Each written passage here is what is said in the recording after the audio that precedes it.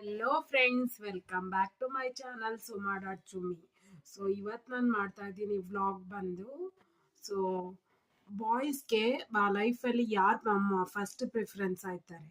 ಒಬ್ಬ ಗಂಡಸಿಗೆ ಜೀವನದಲ್ಲಿ ಮೂರು ಮುಖ್ಯ ಅಂಶಗಳಲ್ಲಿ ಮಕ್ಕಳು, ತಾಯಿ, ಹೆಂಡತಿ. ಇದರಲ್ಲಿ ಮೊದಲನೇ ಆದ್ಯತೆ ಯಾರಿಗೆ, ಎರಡನೇ ಆದ್ಯತೆ ಯಾರಿಗೆ, ಮೂರನೇ ಆದ್ಯತೆ ಯಾರಿಗೆ ಅಂತ ನೋಡೋಣ ಬನ್ನಿ.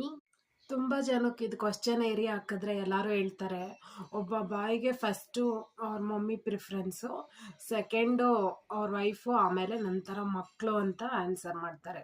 ತುಂಬ ಕಡೆ ಆನ್ಸರ್ ತುಂಬ ದಾಖಲಾಗಿದೆ. ಸೊ ಇದು ತುಂಬ ತಪ್ಪಾದ ಆನ್ಸರ್.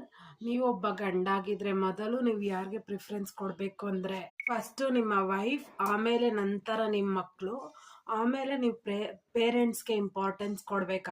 ಅದೇ ನೀವು ಒಬ್ಬ ವಿಮೆನ್ ಆಗಿದ್ರೆ ಫಸ್ಟು ನೀವು ಪ್ರಯಾರಿಟೀಸ್ ಕೊಡಬೇಕಾಗಿರೋದು ನಿಮ್ಮ ಹಸ್ಬೆಂಡ್, ಆಮೇಲೆ ನಿಮ್ಮ ಮಕ್ಕಳು, ಆಮೇಲೆ ನಿಮ್ಮ ಪೇರೆಂಟ್ಸ್ಗೆ. ಸೊ ವೈಸ್ ವರ್ಸ ಬಾಯ್ಗೆ ಹೆಂಗೆ ರಿಲೇಟ್ ಆಗುತ್ತೋ ಹಂಗೆ ನಿಮಗೂ ರಿಲೇಟ್ ಆಗುತ್ತೆ.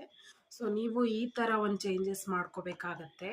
ನಾವೆಷ್ಟೇ ದೊಡ್ಡವರಾದರೂ ನಮ್ಮ ಪೇರೆಂಟ್ಸ್ ಯಾವತ್ತೂ ನಮ್ಮನ್ನು ದ್ವೇಷದ ದೃಷ್ಟಿಯಿಂದ ನೋಡಲ್ಲ. ಅವ್ರು ಖುಷಿಯಿಂದ ನಮ್ಮನ್ನು ಇರೋವರೆಗೂ ಲವ್ ಮಾಡ್ತಾನೆ ಇರ್ತಾರೆ ಅಲ್ವಾ?